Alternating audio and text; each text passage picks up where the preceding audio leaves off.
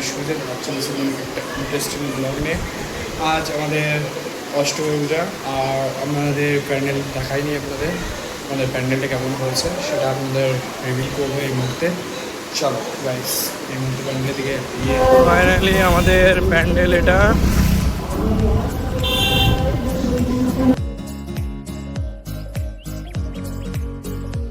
প্যান্ডেলের সামনে চলে এসেছে গাইস, এটা আমাদের প্যান্ডেল। খুবই সুন্দর করেছে প্যান্ডেলটা, আর কোতলের মধ্যে বেস্ট হয়েছে এটা প্যান্ডেল, আর খুবই সুন্দর হয়েছে সেটা দেখাচ্ছে আমাদের প্যান্ডেলটা ঘুরিয়ে।